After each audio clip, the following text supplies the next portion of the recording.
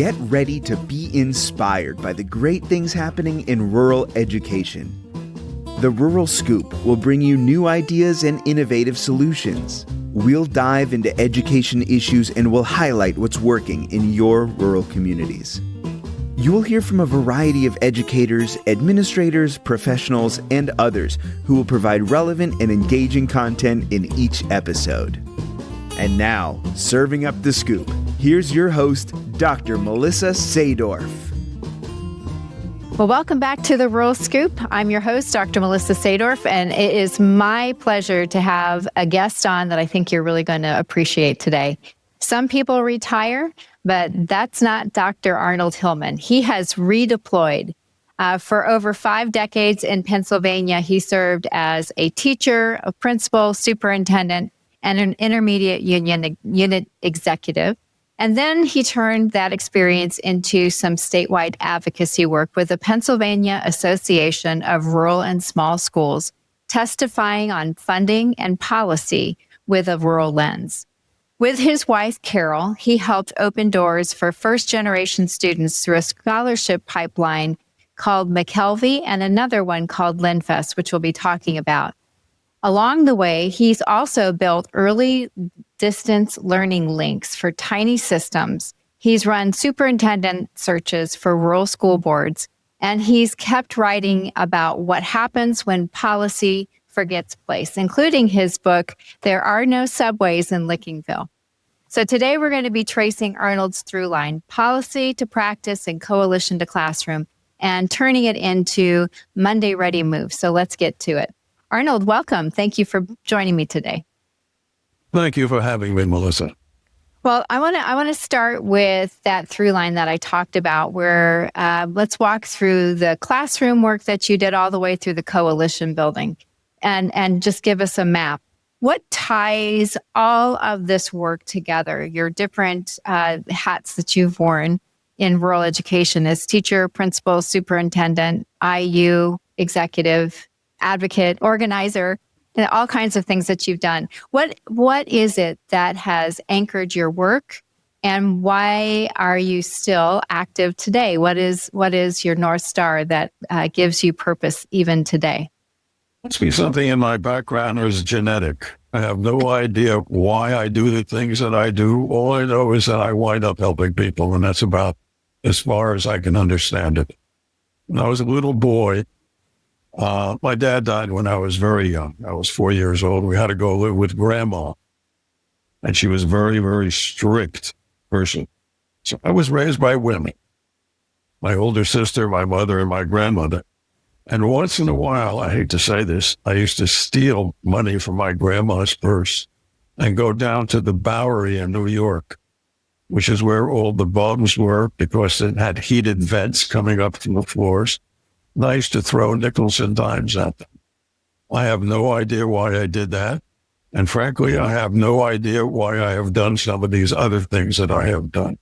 I've been in education for 62 years.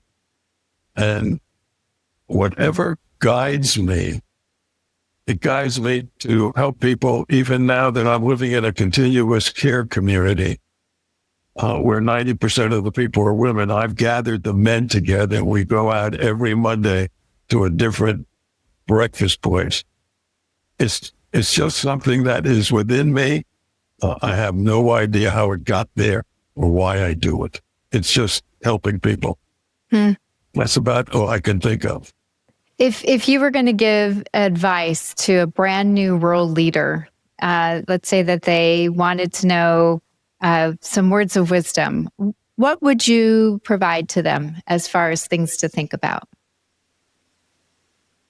Having lived and worked in rural communities, my advice would be, get to know your community. When you go to a restaurant, don't go to a fancy restaurant, go to a local restaurant. And I don't mean just because you're going to spend money there. Go and learn about the people. That's true of any place that you go to, especially rural areas where people call you by your first name. They don't call you Dr. Hillman. where they stop the movie in the middle because you came in late and say, hey, we got to stop the movie because the superintendent is here. Those are the kinds of things you have to really understand. You must also understand who the leaders are in your community.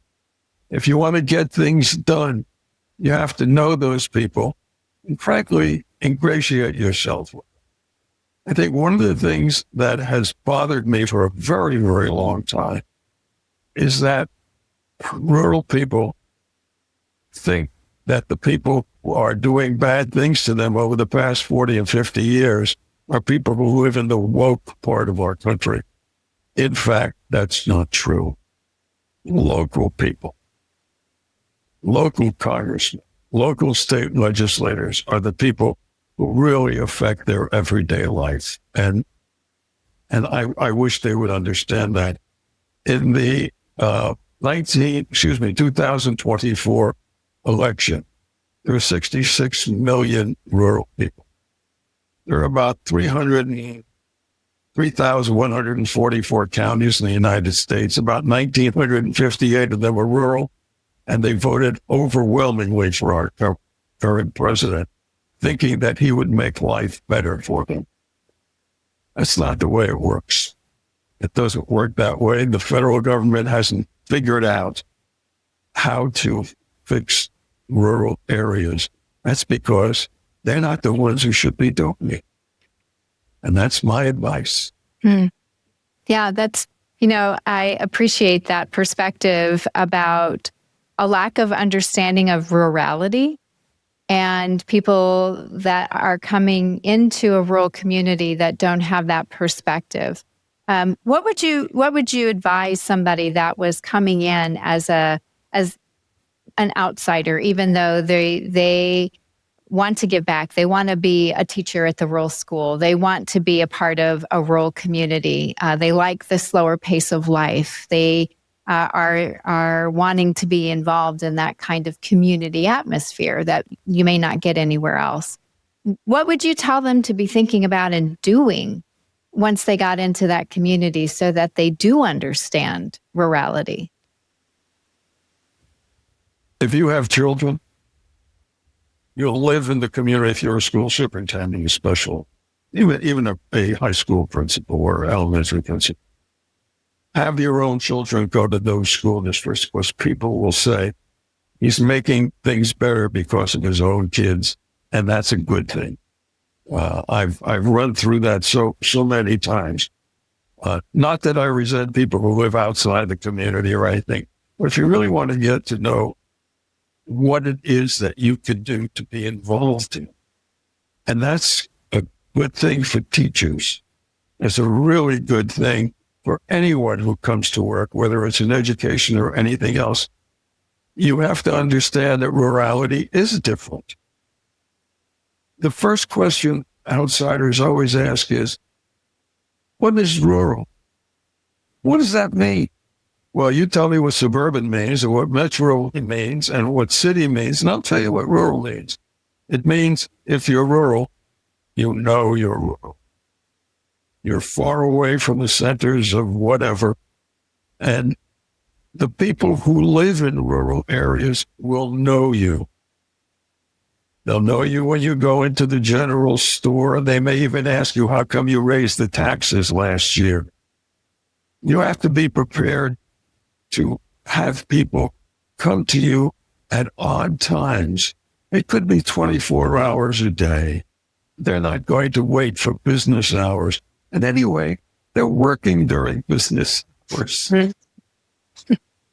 So when you expect people to come to meetings and things, which is, by the way, the anti-consolidation thing, when you expect them to be there during working hours to talk to you about their child and so on, they may not be able to get it.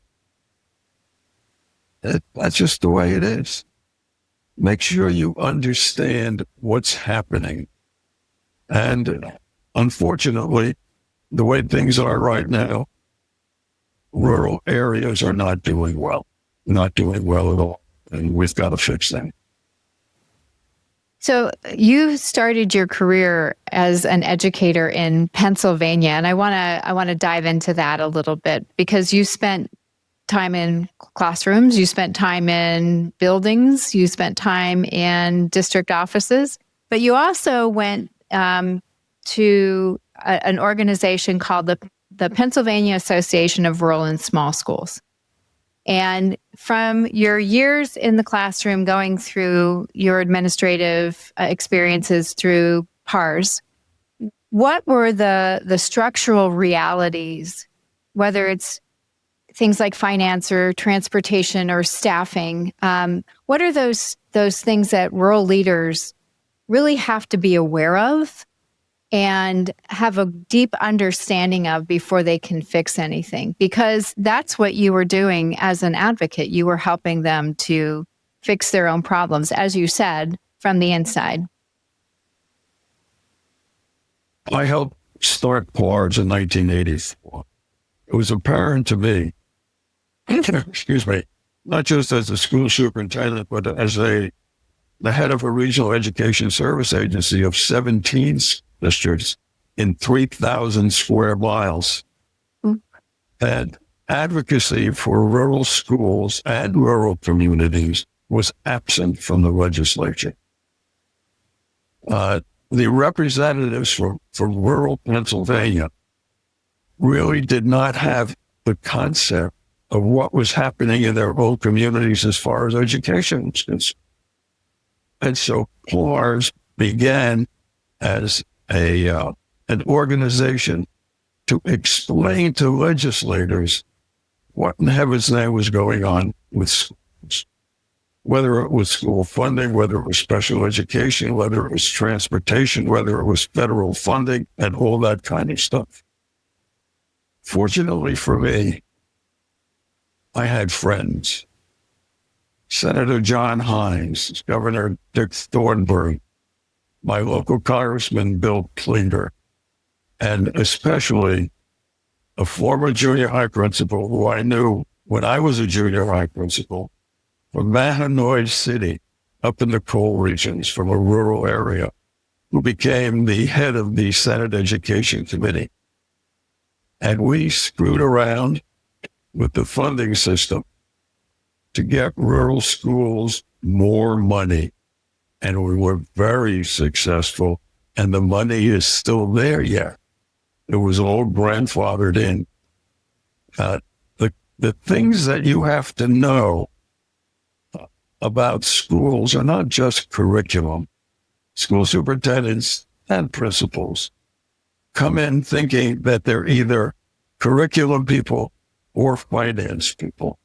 You've got to be both. I've seen people who are just one-dimensional fail miserably. You just can't say, I'm an educator, I'm going to teach kids to read and write. You also have to know the finance part of it. You just have to. If you don't, things will really get messed up. Yeah, I appreciate that. As a former superintendent that was also the business manager, that made me a very holistic leader. And having that understanding of both was really to my benefit, and I believe to the district's benefit as well. So can you share a hidden cost that policymakers routinely underestimate, and how a leader might want to explain it so that it is understood? Well, I think that the biggest thing that has happened since the 1972 Park Consent Decree in Pennsylvania is the issue of special education, which many legislators don't understand. And it became gargantuan going into the late 70s and early 80s. And it grew even from then. And I think most legislators who do not have access to disabled children, the ones who do in their families, have some idea of what you're talking about. So you're talking about, and when I was an intermediate unit director, I ran the special education programs for 17 schools districts. And mechanically, those things are incredibly difficult. And I got advice from a school superintendent, God rest his soul, Dr. Eric, who said to me one day, when a special ed parent comes in to ask for something, just give it to them. And I followed his advice. But that's one, when you say hidden costs, at one time it was not very, very public. Now it is very public. There are advocates for special ed parents. And I even started a parents group for special ed to teach the parents how to approach local school districts. And it was reasonably successful, either bringing an advocate with them that we had trained or having go in there by themselves to speak to special ed directors and things like that. So that was part of my life for 10 years. That's a lot of work. So you carried those kinds of realities into hearing rooms, and you're part of your career, you were giving testimony. Can you walk us through a hearing that you're never going to forget? I mean, what was the story or what was the data point that made a difference or maybe didn't in the room? And just walk us through that particular event. Well, you have to understand that my lobbying, and I lobbied for 35 years, whether I was a superintendent or a principal, I went to state capitals and so on. One day, the chairman of the the House Education Committee, Jess Stairs, who was a farmer.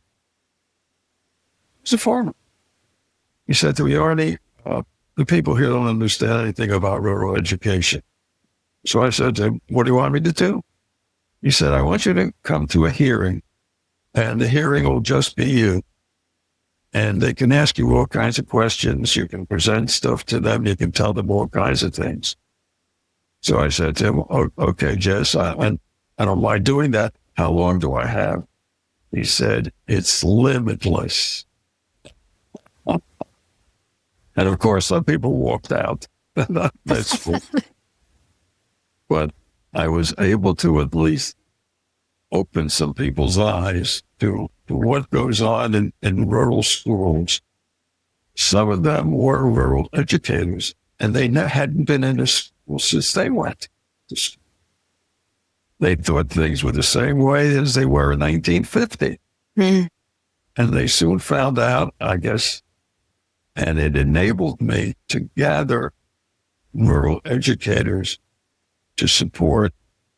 And when we sued the Commonwealth of Pennsylvania, and that took 10 years, and I still owe the lawyers $1 million, I was able to get 214 rural school districts to come with me. Wow. And I lobbied rural legislators almost universally. There was no sense in me lobbying Philadelphia or suburban school districts. Yeah. And then I got help. They understood. And then finally, the number 3 Republican in the House went to high school with my kids in a rural school district. And she was able to do all kinds of good stuff for me. And she's still around, although she's retired now. So making those kinds of connections, which is pretty much all of my life, making those kind of connections helped us. And that's pretty much kind of the funniest thing I think that happened. Yeah, now you get 10 minutes if you're lucky and 3 on most days. So limitless would have been a gift. Oh, yeah. It was interesting. Yeah.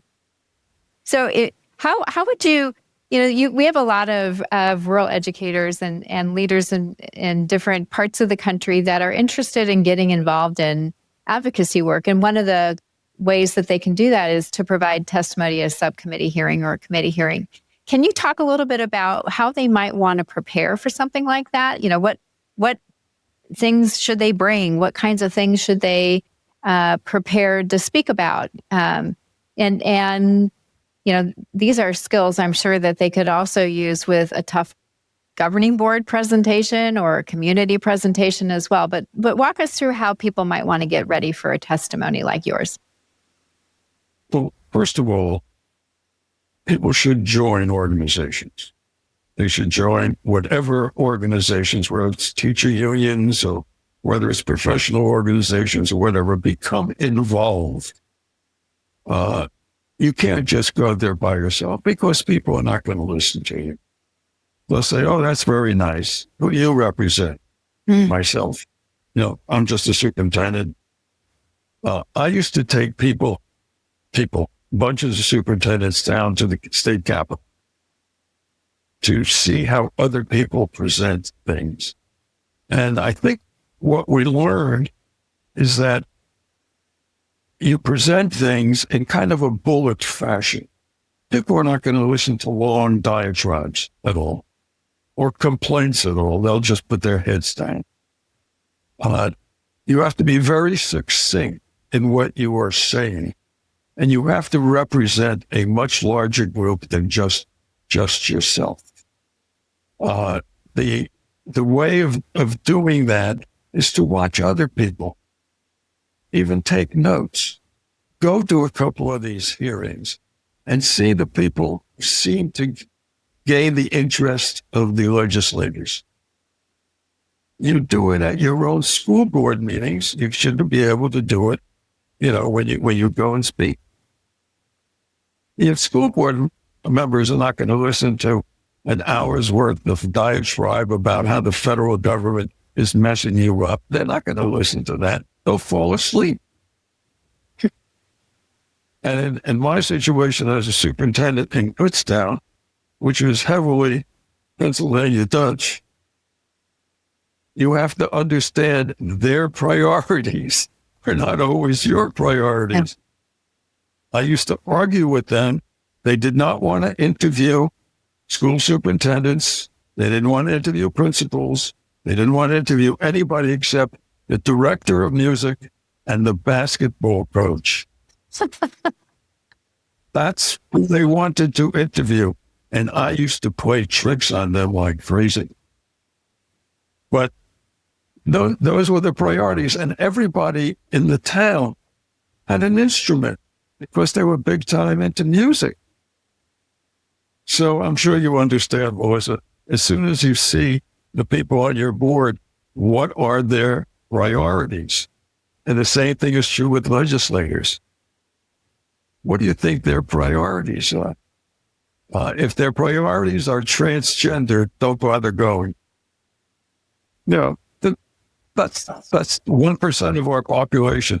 What you need to do is get to the point where you're talking about real stuff that happens every day to the kids and to your community, the real things. Yeah. Dr. Hillman, I want to shift focus a little bit and talk about the organization that you and your wife started called Bright Futures, because you have 2 scholarship pathways that you've created. And I want to dig into that. What did you learn about spotting potential in small high schools and supporting those first generation students and really helping those families navigate aid, especially when we know that a lot of our rural high schools don't really have counselors that are able to provide those kinds of supports? Wow. Melissa, that's a really big question. Let's see if I can narrow it down a little bit. In May of the year 2000, we got a call from 2 billionaires, and they asked us to start scholarship programs for first-generation rural kids. Somehow, one of them, I think, was connected to a reporter, and I forget who the other ones. It was a teacher union who gave employee who gave our names. And the first one, Andy McKelvey, who ran who owned Monster.com at that point, since passed away, wanted to have entrepreneurial kids. He wanted kids to learn how to start businesses and so on. And so the interview process, the kids had to demonstrate whether they had started a business in school. And those are the kids who we eventually gave scholarships to. Jerry Lindfest, who eventually he worked for Annenberg, and eventually he got to be the publisher of the Philadelphia Inquirer and all the media stuff. And in 2000, he sold Suburban Cable to Comcast for $7.5 billion. Ooh. and called us that week. But he wanted to send kids to prep school because he was, let's put it this way, he wasn't a great student. His mom had passed away and his dad was a traveling salesman, and Jerry didn't go to school much. But he eventually wound up in Mercersburg Academy, where they took care of him, and he says he owed his life. He since passed away too. So he wanted to find kids who were in kind of the same situation he was in and elevate them by going to prep schools, and then they would go to good colleges. And they had to be in rural areas. And it was the footprint of what he called suburban cable. So it was in a couple of rural counties. And it was interesting. His connections were to Columbia University, where he got his law degree. And so he hired someone later on to run his absolute scholarship program, which became a college scholarship program, and we ran the prep school scholarship.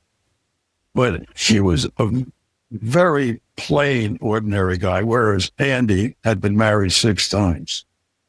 Just a difference in human being. But they were both people who wanted to give back. And we helped them do that. I think we may have run close to 1,000 kids through both programs together. And 70% of them graduated in 4 years, which we're very, very proud of. Wow. The one scholarship program remains, the Ledfest College Scholarship Program, which focuses on rural kids. So we're happy about that too. That's fantastic. Are there other things that students that are looking to potentially be college going? Are there other places that they can get information that you're aware of? Sure. There are websites. There's one called FastWeb. The guidance counselors will know those, irrespective of whether they're good, bad, or indifferent. They will know those. And some of the scholarships are really weird scholarships, like if you're a 6'4" woman with red hair and left-handed, those can, there are such things. Sure. Somebody who was like that, who had a child like that, those are the things that you can look at. Also, one of the things, especially, well, not just especially, anytime we were in front of kids, whether it was South Carolina or West Virginia or Pennsylvania, we tried to instill the concept of self-advocacy, because the kids did not know that. Some kids do. So when we were down in South Carolina, in a very rural high school, they were mostly African-American kids and Spanish kids. We started a program called Jasper Gentlemen for the boys and Diamonds and Pearls for the girls. And you know how we're constantly arguing about whether the kids should have their phones out, and when can they use their phones? Well, we use the phones. And I told the kids to bring their cell phones with them. Of course, they all had them. I knew that. And I said, we're going to do something. I said, we're now going to advocate. And I said, now we're going to have you call the university and get the admissions office and get an admissions counselor on the phone and ask them to send you information about their school. They didn't want to do that. So I forget who was Lamondre Marcel Mungin. That was his name. I said, LM, take your phone out. And I told him what the number was. And I said, this is what you're going to ask. And he did it. And the other kids were really surprised. Now, some of the kids learned how to do it. Other kids did not. But that's so important, especially in this day and age. If you don't advocate for yourself, no one's going to advocate for you. It's a complicated world. Well said. So let's stick with South Carolina, because you moved there after leaving Pennsylvania, and you started this organization called SCORES. Can you talk about that origin story? Because this is a second state level advocacy group that you were responsible for creating. What was the need, and how did you get a group of people across the distance of the state to come together and lift their rural voices? South Carolina is ranked in the 40s in terms of education, whereas where I'm living now in Massachusetts, they're number one. Yes. It was apparent to both Carol and myself that the needs in South Carolina were much greater than in the other states that we had worked in, much greater. The legislature and the administration, instead of spending money on education, healthcare, and everything, give money back every year in taxes, billions of dollars. And they encourage elderly to move down there who have no kids in school. It's the fastest growing place in the world for gray hairs. So our approach to things was very, very different and very, very personal and very, very racial. It's not that we haven't run across that. When I was a human relations coordinator, integrating elementary schools and being shot at in the middle of the night, that didn't bother me very much. But we actually traveled to 21 of the 35 different rural school districts and accumulated friends. And that's how it started. Don Doggett, who was superintendent of McCormick County down there, introduced us to lots of different people. Dr. Vashti Washington, who was superintendent of Jasper County, which is right next to where we live, allowed us to come in and start these two programs. 6 months later, she was fired because she raised the scores. The racism is unbelievable. It's right on the surface. The kids' needs were much greater than in Pennsylvania's rural schools. The kids had to climb mountains to get where other kids have a level playing field.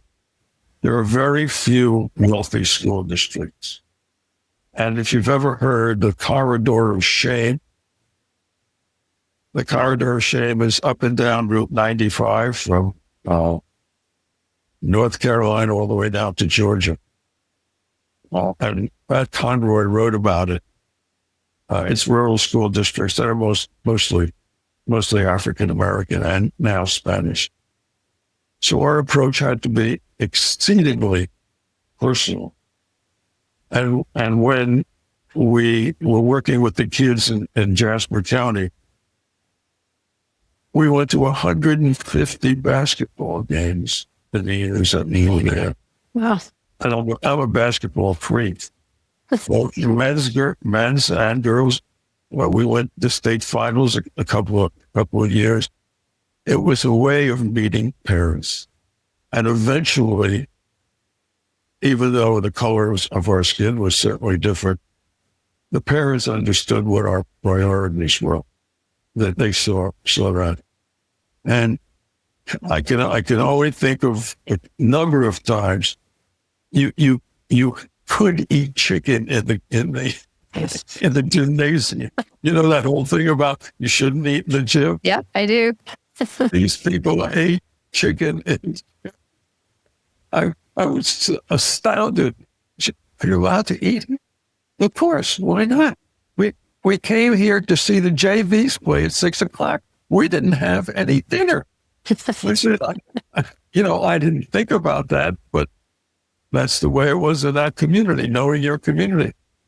And people were friendly enough to us so that when they went out to the cafeteria to buy chicken, they would leave their kids with us.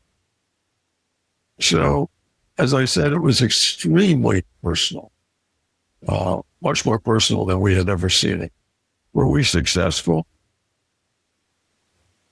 You could not bend the legislators. You just couldn't. There was no way. And they were mean, many of them.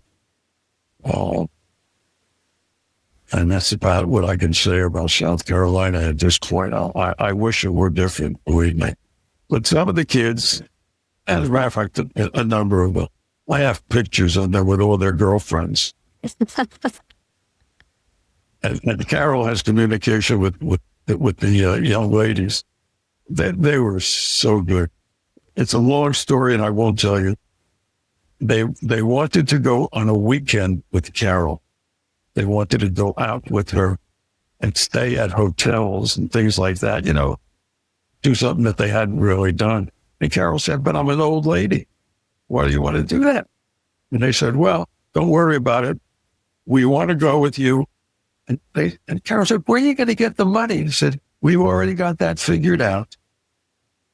They convinced the principal of the high school, who was that kind of person, that they could run films during Christmas time and collect money from people.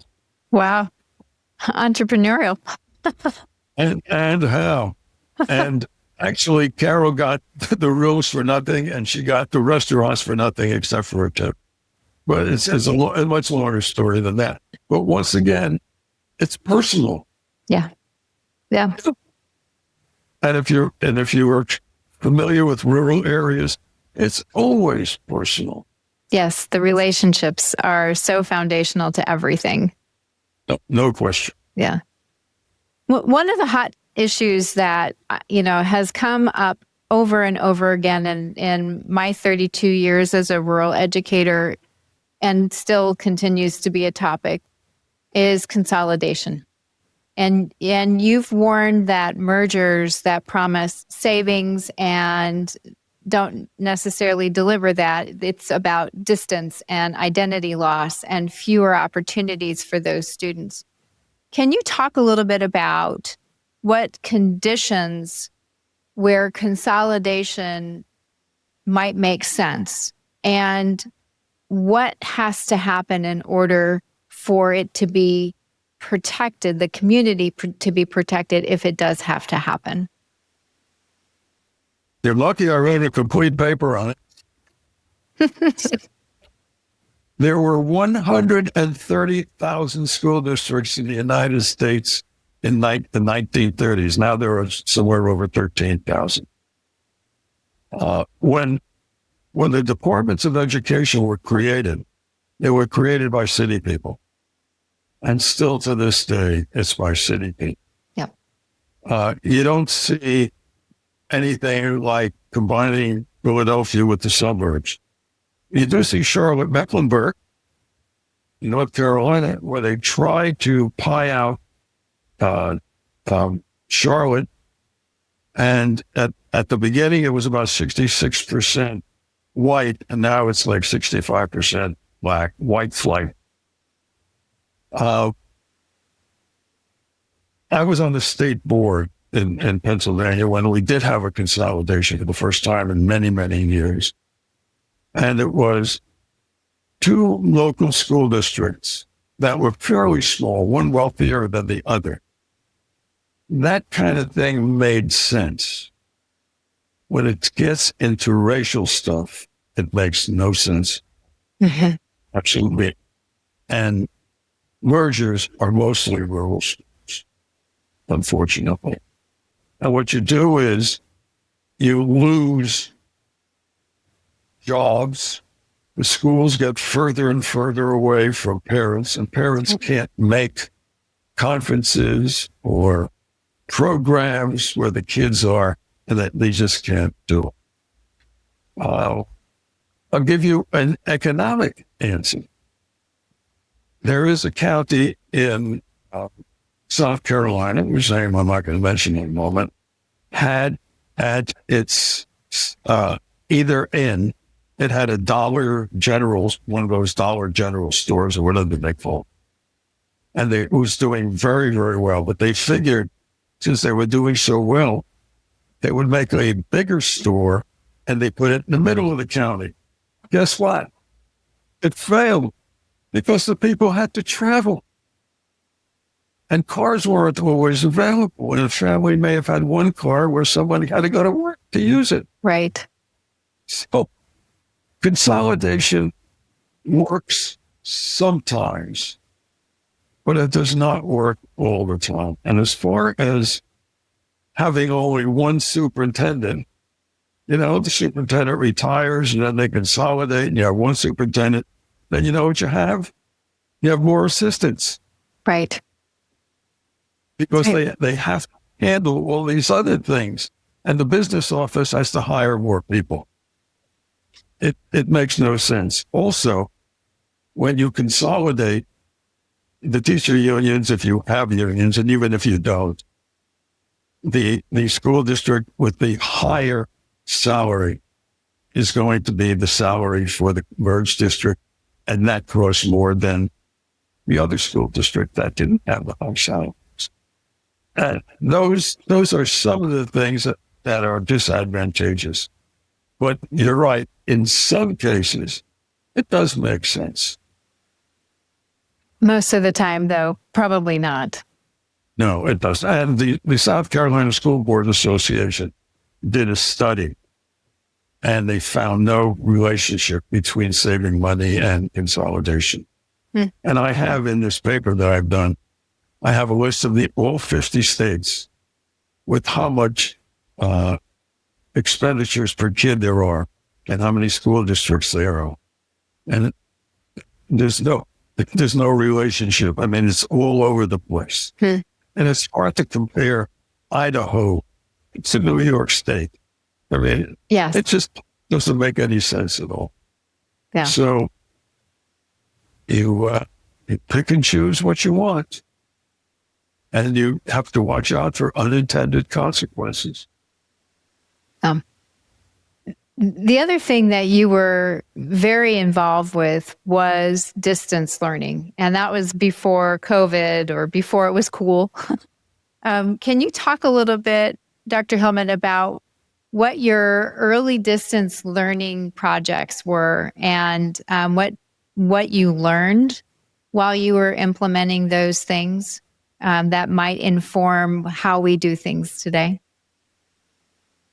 Well, the object was for rural schools to get courses from, let's say, wealthier school districts that had courses that the rural schools didn't have, but also to teach other school districts. So our first project was for Northern Tioga, which is at the top of Pennsylvania. Northern Tioga School District taught, I think it was trigonometry, to Heber City, Utah School District. Wow. And how that occurred, I have no idea. Somebody had connections. But the one I know most about was a Spanish course taught by a gentleman in Juarez, Mexico, to Venango Christian High School, which was a Catholic high school in Western Pennsylvania. And I'm not sure what anybody else learned, but I learned a whole bunch. And eventually, a good friend of mine who was then Commissioner of Education gave me $750,000 to spread it around in rural Pennsylvania. And it enabled people to learn the technology as well as the coursework. We were then able to, as technology got easier and easier, have more than one school teach one school. It was then more than one or two schools. And I can recall having a meeting with a whole bunch of colleges with the McKelvey Foundation. I had 6 colleges staring me in the face, admissions officers. So it taught me a little bit about the technology, and it gave me an opportunity to see what was going on in other places. And we did go down to Juarez, Mexico, and visit the teacher. And had a ball, had a good meal too. One of the other things that you've done a lot in your career. You've done superintendent searches and really worked on bolstering the leadership pipeline. And it's different when you're working with a rural community and a rural school board because the job description is different. Can you talk about what kinds of things you did to stand up those searches and how you made sure that they were successful for the community that you were working with? We're always successful. I think, and I can't make a generalization about all school boards because they're all different kinds of people with different priorities. Sure. As I mentioned before, I think people would like to think that personal qualities are what drives school boards. You know, is the person going to be honest? Or is the person going to be concerned about the community? I think sometimes they forget skills. What skills does this person have? What skills are we looking forward to over the next 5 years? For instance, very simply, have you ever built a school building? Do you have any idea what building a school building entails? We have 2 or 3 school buildings who have been in this community for 80 years. Everybody loves them. If you try and replace them, they'll kill you. But you have to replace them. Yeah. Do you have the skills to do that? Are you able to go out and explain to people, what needs to be done? When I became superintendent in February of 1977, I remember it. I had been the junior high school principal. The building was shined inside. It was, was 1932 building. And our rural people keep these things beautiful, even though they're falling apart. We had pieces of concrete falling down outside the building as kids were walking into it. And so the Department of Labor and Industry came in and closed down the school. And we had to take 600 kids and bring them over to the high school. Are you going to be skilled enough to do stuff like that, even though you've never run across it before in your life? And then go through the process of building a new building? Whether you have that experience or not, but do you have the skills to do that? Your curriculum is outdated. It hasn't been touched for 40 years. You have books in the library that say one day man will get to the moon. How are you going to approach people who have been teaching in there for those 30 years or so? How are you going to approach them? As a school superintendent, you run across stuff like that. What skills do you need? The school boards understand, as you're talking to them about hiring a new superintendent, what skills that school district needs over the next 5 years. Yeah. Well, speaking of that, the next 3 to 5 years, what are the trends that you're seeing right now in rural education that people should be paying attention to? Banning books. Dealing with things that have very little impact on children. Technology is another big thing. Well, whether AI, invades our schools, I think it will, and it's probably already there. I think those are some of the issues. There's also a question of morality. And I think that nationwide right now we're dealing with that issue. You don't get 7 to 10 million people out on the road protesting stuff and not have the kids understand what's going on. I think it's more important for kids to know about what's going on in our country than ever before. If you could weave it into your history or social studies or civics. There's a gentleman here who's a former school superintendent. Ken Hilton is his name, exceptional man, wonderful teacher, who just wrote a book on civics. It's 350 pages long. It's single space and in 7-point type. So I said to Ken, who's going to read this except me? He wanted me to edit it. Who's going to read it? You're going to have to present civics in a totally different way. You're going to have to talk to people, the youngsters, about voting. And I think this past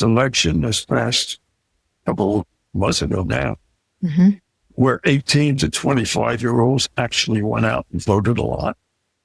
Find out why. Why is that? Why is it important for the kids to know, and I go this with my grandchildren, it's important for them to know what's going on. You know, whatever side of the argument you're on this time, you've got to at least know what's happening in your country, because it's going to affect you when people say, well, I don't like to get involved in politics.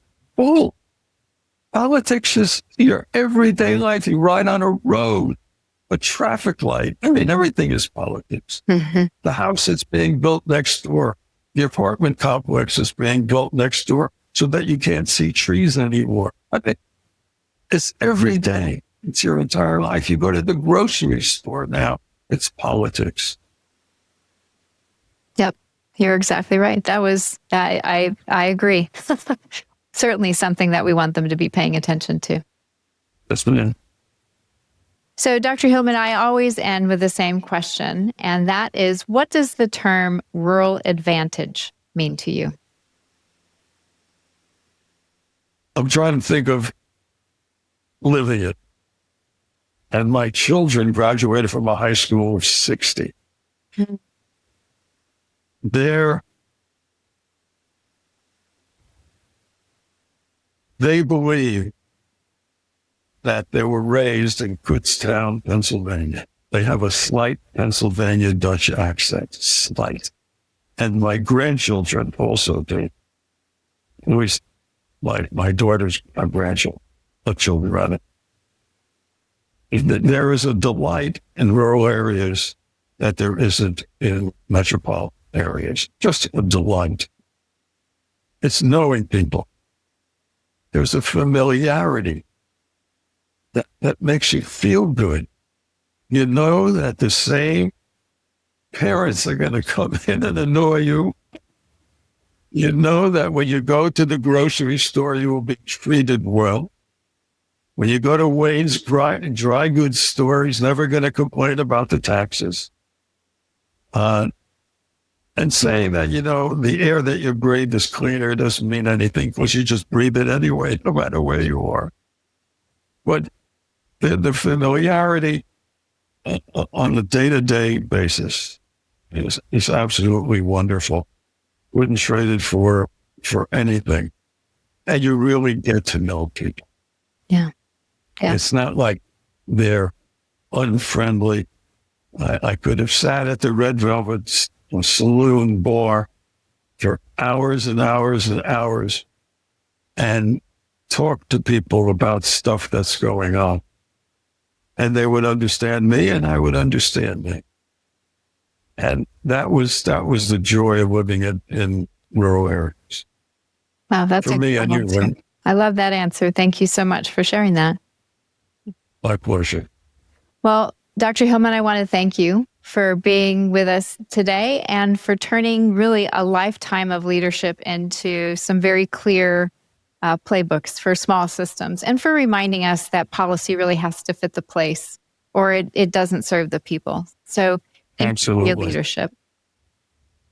But thank you for having me, Melissa. Absolutely. Well, friends, here's an ask. Pick one idea, whether it's drafting a sharper board brief on consolidation, or it's scheduling a cross-district partnership call, or maybe even launching a 15-minute weekly routine to reach out and create relationships in your community. And try it for the next 30 days. Tell us what happened and make sure that you share your stories, because your stories sharpen all of us. If this conversation helped you, please like the episode, subscribe to the Rural Scoop, and leave a comment with your takeaway. Share it with a colleague who also cares about rural schools. Your review helps other leaders find us, and I read every note. Make sure you connect with me on LinkedIn to keep the conversation going.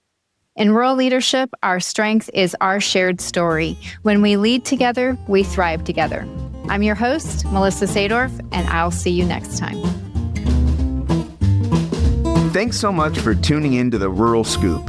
If you enjoyed this episode, be sure to rate, review, and subscribe. Your support helps us keep these important rural conversations going. And we'd love to hear from you, so feel free to leave a comment or share your thoughts.